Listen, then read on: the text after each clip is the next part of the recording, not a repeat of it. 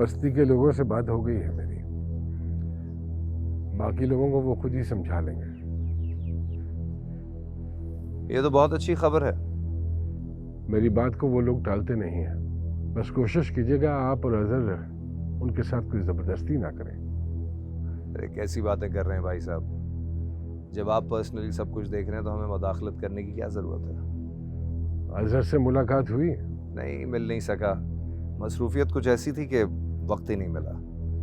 2 दिन पहले तो आपने कहा था कि आप उससे मिल रहे हैं। जी कहा तो था, लेकिन कल मेरी बेटी आ गई लंदन से और मैं उसके साथ बिजी हो गया।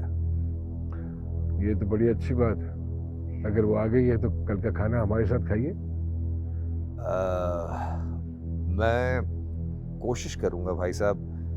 दरअसल रेशम ज़रा मुख्तलिफ मिजाज की लड़की है, ज़्यादा लोगों से मिलना पसंद नहीं करती।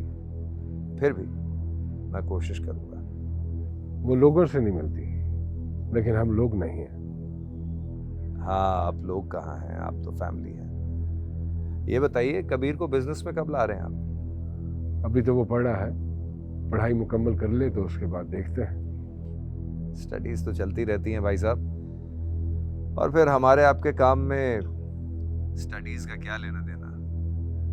बेहतर होगा कि आप उसे बिजनेस का एक्सपीरियंस दिलवाएं। कल को जो कुछ आपका है वो उसी का होना है। इकलौता बेटा है आपका, सब कुछ उसी ने संभालना है। एक ही एक है, इसीलिए इस काम से दूर रख रहा हूँ। जी, मैं कुछ समझा नहीं। आप कल खाने पे आइए, तफसील से बात होगी।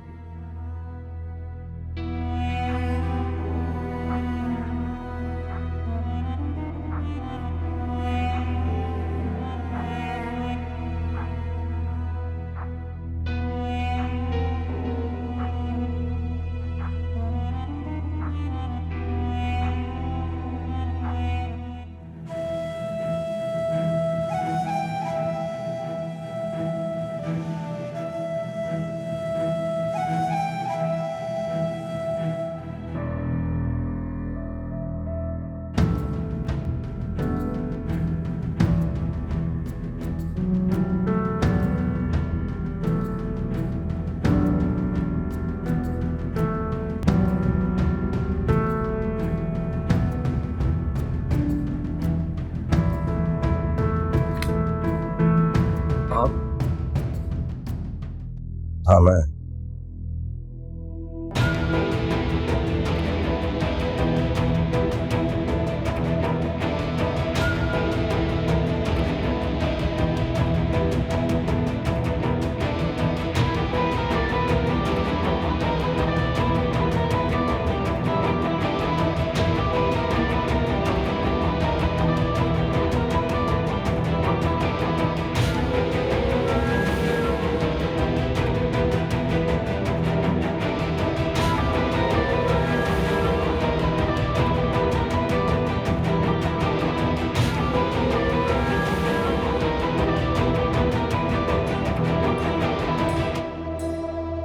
फैक्ट्री में आग भी तुमने लगाई और भाई साहब पे हमला भी तुम्ही ने किया। भाई गलती होगी मुझसे, मुझे माफ कर दे भाई। सच सच बताओ, किसके कहने पे किया ऐसा? भाई बता दोगे तो आइंदा ऐसा नहीं करूंगा भाई। बच जाओगे। भाई भाई भाई बोलो।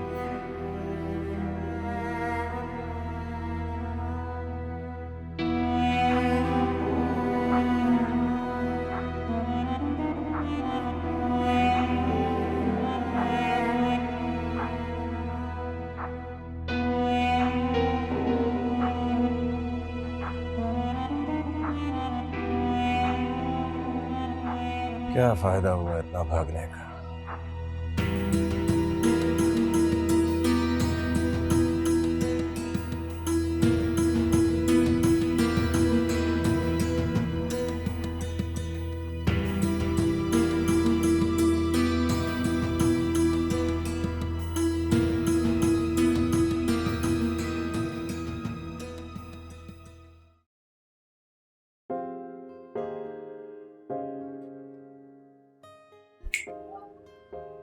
क्या सोच रहे हो?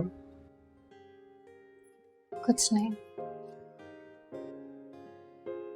क्या बात डिस्टर्ब कर रही हो, बताओ। मैं सोचूं तलाल ने जो बातें कही हैं गलत नहीं है।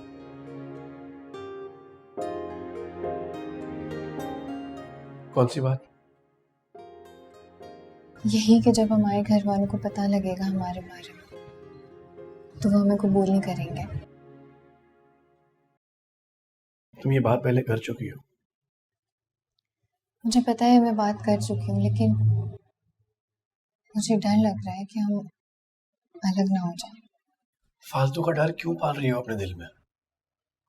वो हकीकत नहीं है और इस वक्त डरने का वक्त नहीं है हानिया, साथ जीने का वक्त है।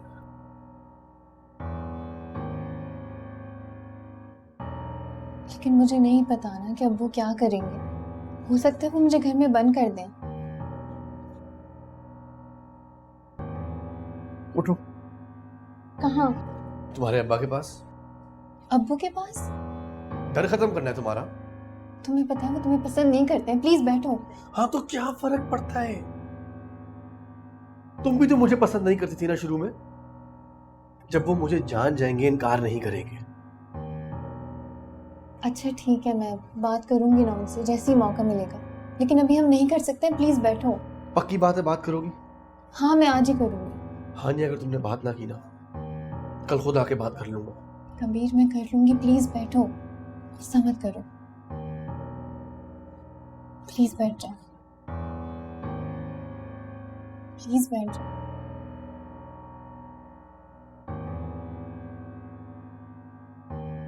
तुम एक चीज समझते नहीं हो कि तुम मेरे लिए क्या हो। अपने दिल में ये फालतू के डर पालना बंद कर दो। तुम्हारे दिल और दिमाग पे सिर्फ और सिर्फ मेरा हक है। वहां पे इस तरह की फजूल चीजों की जगह नहीं है। जब मैंने तुम्हें कहा है कि मैं सब संभाल लूंगा तो तुम क्यों फिक्र करती हो? बस मुझ पे भरोसा करो।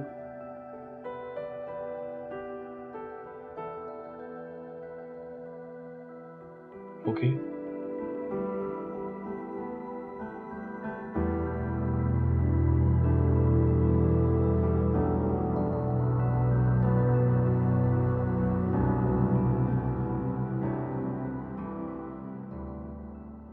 अगर आपको अकरम की खबर मिली थी तो आपको मुझे बताना चाहिए था।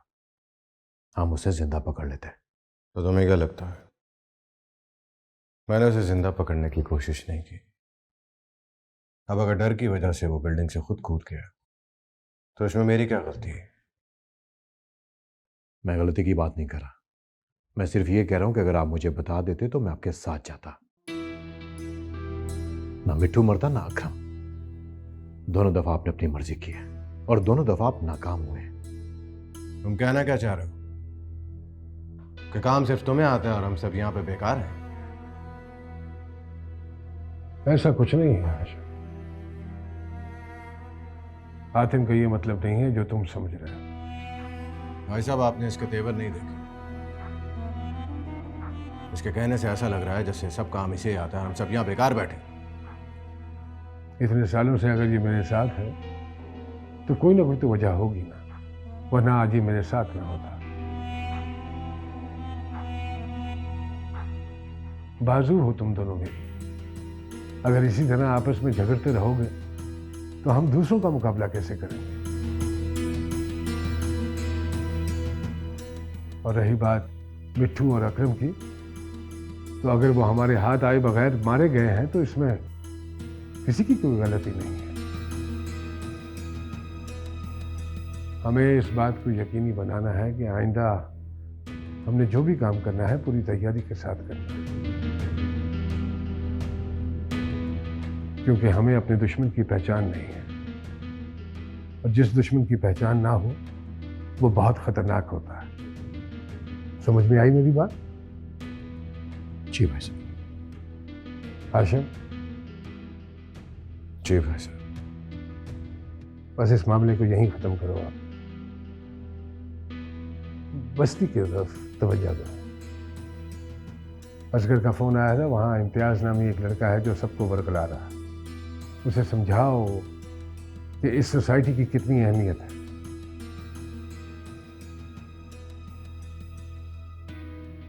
सिर्फ समझाना है उसे, मारपीट नहीं करनी, मारपीट नहीं करनी।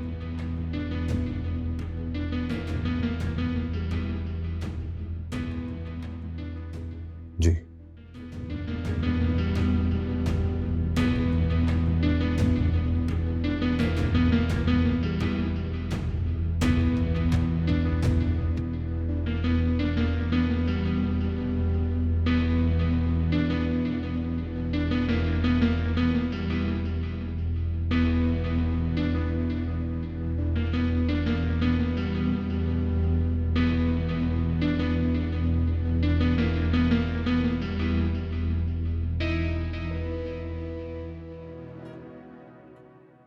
सुनो, ख्याल रखना।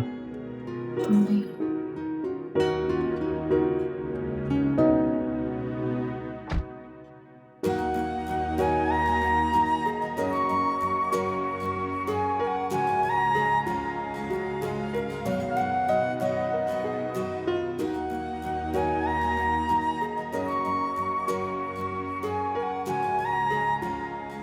पागल है ये